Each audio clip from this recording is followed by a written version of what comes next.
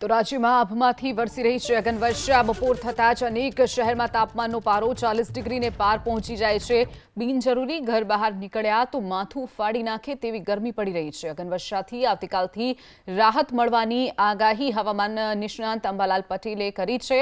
10 થી 12 એપ્રિલ વચ્ચે ગરમીથી આંશિક રાહત મળશે।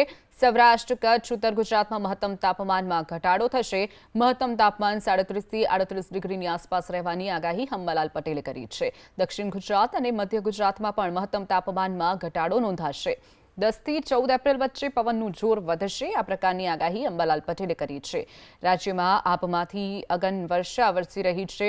બપોર થતાં જ શહેરમાં ગરમીનો પારો 40 ડિગ્રીને પાર થઈ જાય છે, ત્યારે આવનારા 24 કલાક બાદ આંશિક રાહત મળશે। જે 40 ડિગ્રીને પાર ગરમીનો પારો જઈ રહ્યો છે તે ક્યાંક 37 થી 38 ડિગ્રીની વચ્ચે રાજ્યભરમાં નોંધાય તેવી આગાહી અંબાલાલ પટેલે કરી છે।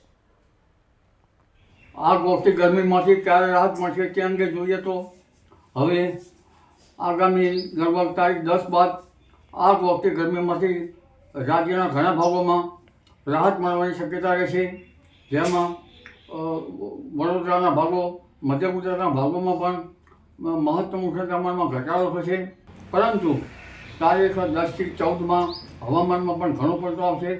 ભારે આંધી પણ વંટોળનું પ્રમાણ વધશે અને સામાન્ય રીતે મધ્ય ગુજરાતના ભાગોમાં અમદાવાદ, ગાંધીનગર વગેરે ભાગોમાં પણ પવનનું જોર રહેશે અને કેટલાક ભાગમાં સામાન્ય પવન 10 કિલોમીટરનો અને આંચકાનો પવન લગભગ 40 કિલોમીટર પ્રતિ અવરનો રહેવાની શક્યતા રહેશે।